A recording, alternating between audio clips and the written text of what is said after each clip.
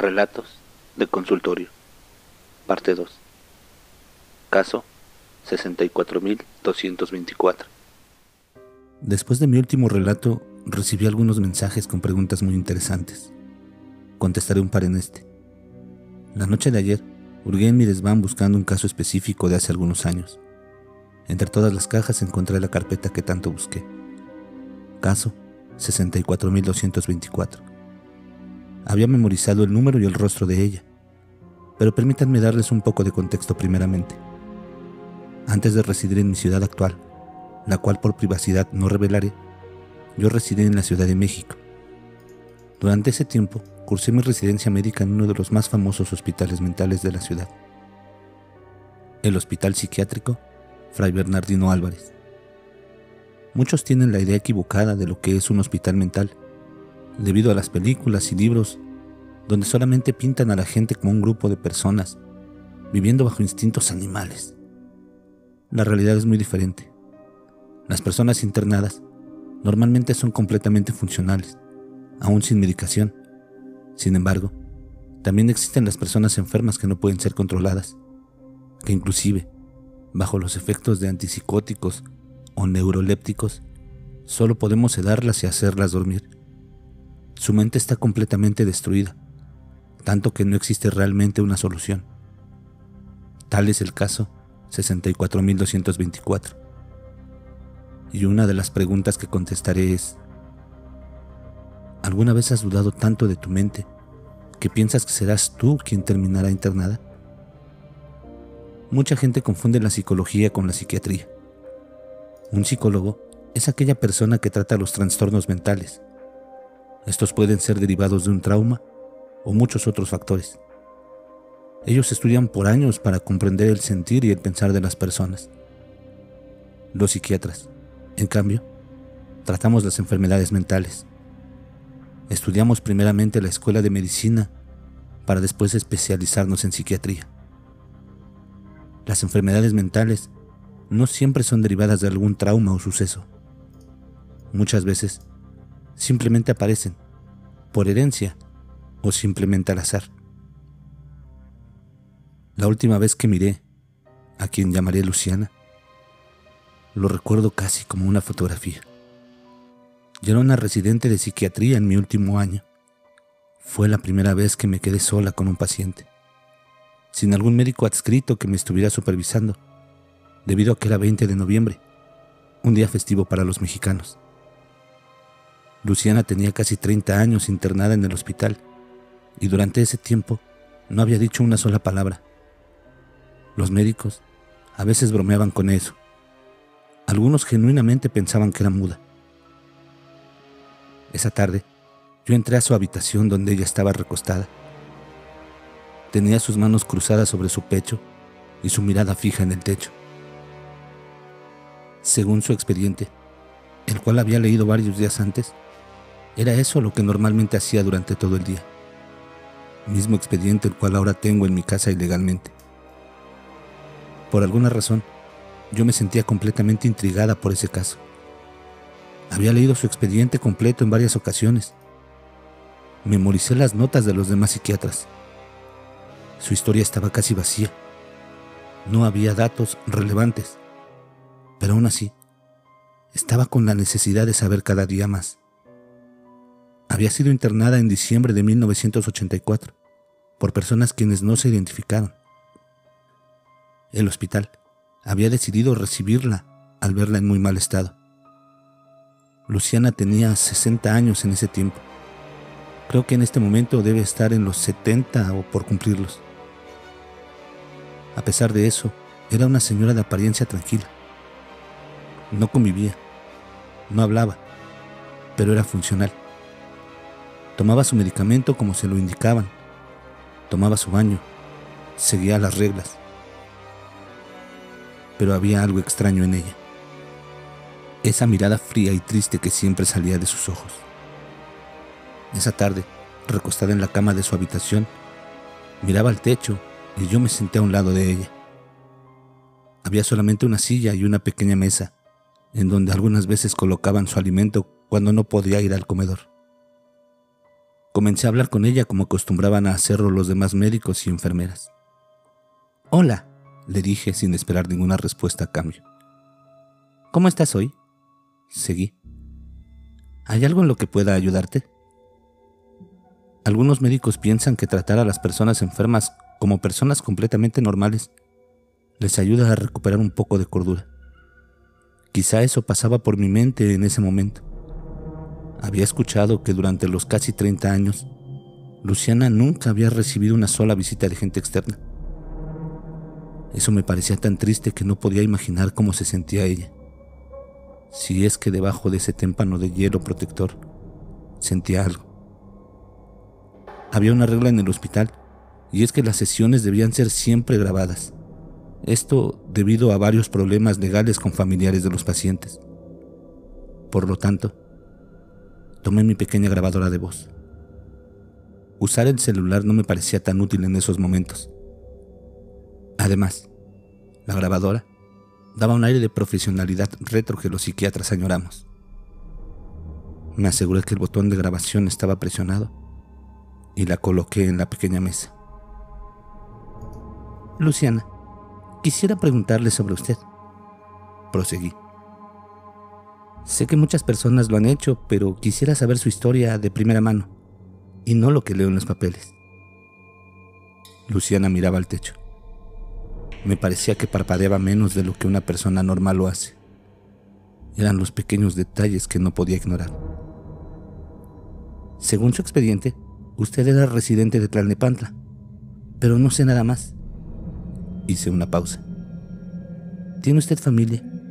Hijos, esposo, hermanos?» Le diré un poco de mí. Intentaba todos los métodos que habían sido intentados anteriormente. Tengo mis padres, tengo un hermano pequeño al cual adoro y no soporto en la misma intensidad. Pero me hace reír mucho. ¿Sabe otra cosa? Me gusta este lugar porque me gusta ayudar a la gente. Quizás si me hablara podría ayudarle un poco. Era inútil. Como todos los días, intentaba emular lo que los médicos que habían entrado conmigo anteriormente hacían. Supongo que al igual que con ellos, todo era en vano. O al menos eso pensé cuando mi sorpresa llegó junto a un susurro. Escuché como una tenue palabra apareció rompiendo el silencio. «Ardieron». Nuevamente silencio, pero esta vez mis oídos estaban más atentos, tanto que podía escuchar a las personas hablando fuera de la habitación. «¿Perdón?», pregunté. ¿Me dijo algo? Ella seguía mirando al techo, pero esta vez estaba segura que la escuché hablar. «Ardieron. Todos ardieron». Ahora estaba segura de haberla escuchado y no sabía si salir corriendo a buscar a alguien. No esperaba escuchar ninguna palabra de ella, y yo había conseguido lo que nadie en casi 30 años había conseguido: hacerle hablar. Miles de cosas pasaron por mi cabeza. ¿Confió en mí por ser mujer? Supongo que ya había recibido visitas femeninas en anteriores ocasiones. ¿Qué era? No importaba. Lo único que quería era saber más. ¿Quiénes ardieron?, pregunté de nuevo. «Señora Luciana, ¿puede contarme qué pasó?». «Todos». Su voz era tan débil, casi como un susurro. Tenía que acercarme y concentrarme para escuchar lo que decía. «Aquí están», dijo, y estoy segura que lo escuché claramente. Esa fue la última cosa que escuché de ella. Después de eso, regresó a su silencio habitual y yo seguía haciendo preguntas que simplemente rebotaron en las paredes del pequeño cuarto. Exhalé un suspiro fuerte después de varios minutos de intento fallido. Antes de apagar mi grabadora, la miré, recostada con su mirada fija en el techo. Como por instinto, volteé hacia arriba buscando ver lo que ella miraba. Gran error. Quizá mis ojos se autoengañaron por unos segundos, pero estoy segura de lo que vi. Vi el techo en llamas y vi personas carbonizadas como si estuvieran acostadas en el techo, con la gravedad inversa. Me pareció ver cómo algunas se retorcían. No tuve el tiempo de contarlas. Solo sé que miré cuerpos grandes y también miré un cuerpo pequeño. Movía sus pequeñas manos y pies como un bebé retorciéndose en su cama, pero con un color negro, cenizo, carbonizado. Me exalté tanto que me levanté de golpe y tiré la pequeña mesa donde había colocado la grabadora. Después del brusco movimiento, miré al techo nuevamente y estaba el mismo color blanco opaco que siempre había visto. Lo miré por algunos segundos. Cerraba los ojos y los volvía a abrir esperando nuevamente ver ese color rojizo con llamas y los cuerpos calcinados retorciéndose. Pero no fue así. Nunca más apareció esa visión o alucinación. Me sobresalté cuando alguien abrió la puerta. Un enfermero, quien preguntó si todo estaba bien, pues había escuchado el ruido de la mesa al caer. Le confirmé como pude que todo estaba bien, aunque creo que él no me creyó completamente. Supongo por mi rostro asustado. Aún así, tomé mi grabadora del suelo y salí de la habitación. No me despedí de Luciana. Mi corazón estaba agitado como un tambor y no estaba segura de poder hablar. Durante toda esa tarde y noche, no pude dejar de pensar en eso. Me convencí a mí misma de que la alucinación había sido fundada en mi mente por las palabras de Luciana. Ardieron. Todos ardieron. Y su compulsión por ver hacia el techo. Mi mente me había estado jugando de mala forma. También tenía que ver el cansancio. Como residentes, tenemos guardias de 36 horas cada 4 días, y cuando entré esa tarde a su cuarto, ya tenía más de 30 horas de trabajo acumulado, con solo unos minutos de sueño. Quizá me dormí unos minutos, pensé, entre muchas otras cosas que pasaron por mi mente. Como pueden imaginarlo, estaba sumamente inquieta. No sabía si contarle a los médicos sobre eso. Debía reportar la plática que tuve con ella para agregarla al expediente. Pero no sabía cómo explicar lo que sucedió después. Si oyeron mi anterior relato, saben que me gusta investigar las cosas que me cuentan mis pacientes para buscar fuentes o verificar historias. Y fue exactamente esa anécdota lo que me inició con esa costumbre. Pero no tenía nada que buscar con ella.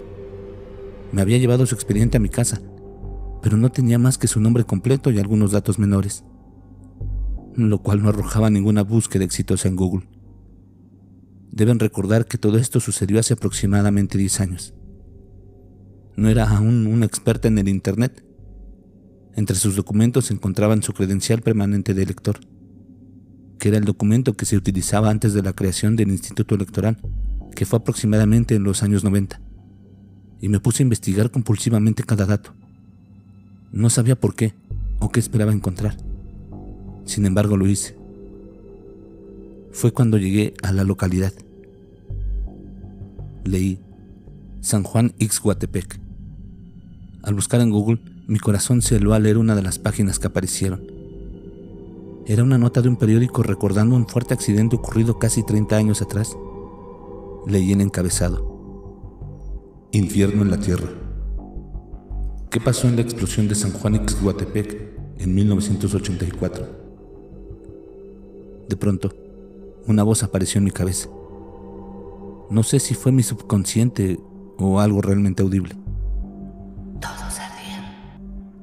Yo volteé mi cabeza porque sentí que habían hablado a mis espaldas, pero solo estaba la oscuridad de mi habitación. Pasé esa noche leyendo reportes sobre la explosión. Más de 600 personas perdieron la vida, entre ellas muchos niños. ¿Y si no estaba alucinando? ¿Y si lo que miré era real? Quizá las personas que miré en el techo eran la familia de Luciana. Quizá era su esposo, sus hijos.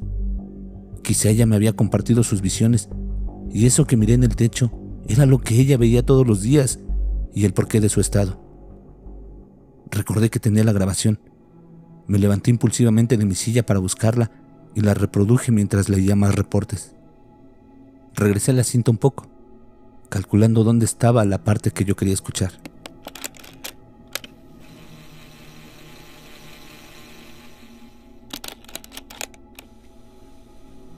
¿Tiene usted familia? ¿Hijos? ¿Esposo? ¿Hermanos? Adelanté un poco y la acerqué a mi oído atentamente.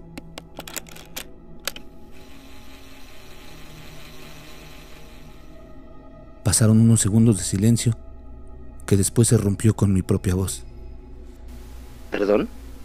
Volví a regresar la cinta para ver si se me había pasado. Pero nuevamente fue solamente mi voz la que escuché. Dejé que la cinta avanzara esperando las demás palabras que ella me había dicho. ¿Quiénes ardieron? Señora Luciana, ¿puede contarme qué pasó? Nuevamente me escuché y nuevamente solo escuché un silencio. Me encontraba muy confundida. Sabía que la voz de Luciana había sido tan audible que debía haberla captado la grabadora, pero no lograba escuchar nada, ni con el sonido en lo más alto. Regresé nuevamente y tapé mi oído para poner la máxima atención. ¿Quiénes ardieron? Silencio. Seguí con mis ojos cerrados y concentrada completamente en el sonido. Mamá. Un grito horriblemente alto salió de la grabadora, que me hizo caer de mi silla del susto. La grabadora cayó nuevamente al suelo debido al impulso. Yo respiraba tan agitada que sentía que me desmayaría, pero no paró. Un grito estremecedor se escuchó en la grabadora. Era el llanto de un niño, que tuve que tapar mis oídos para no escuchar nada porque estaba aterrada. Al destaparlos, solo escuchaba mi propio llanto. Después de unos segundos, los destapé aún aterrada. Mis ojos mojados por las lágrimas escurrían mis mejillas. Miré la grabadora en el suelo.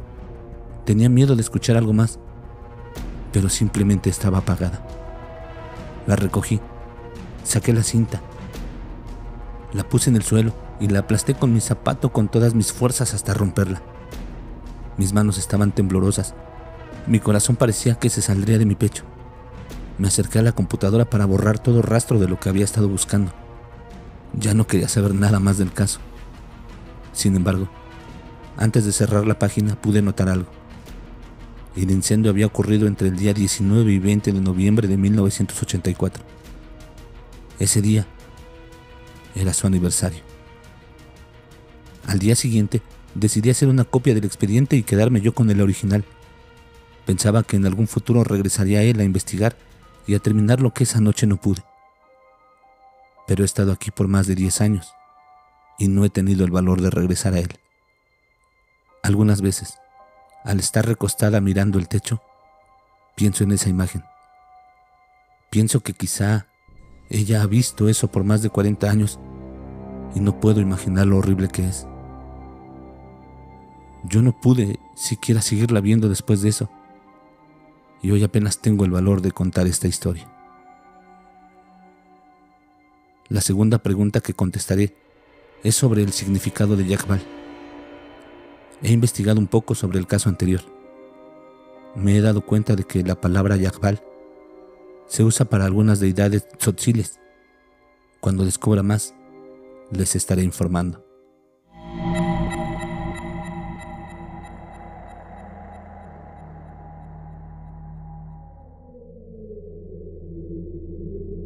¿Qué les ha parecido la narración, terroríficos? Impresionante lo que le sucedió a nuestra psiquiatra de cabecera. ¿Ustedes alguna vez han dudado de lo que ven o escuchan? Esperemos más relatos de nuestra amiga psiquiatra.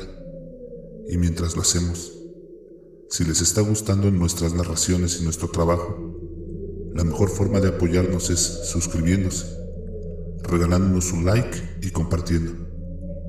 También les recordamos que pueden compartirnos sus historias en la caja de comentarios, en nuestra página de Facebook o en nuestro correo electrónico masterror@masterror.mx. En la descripción del episodio aparecerán los links. Nos escuchamos en la siguiente narración y no lo olviden. No tengan miedo de eso que no pueden ver, pero está ahí, detrás de ustedes.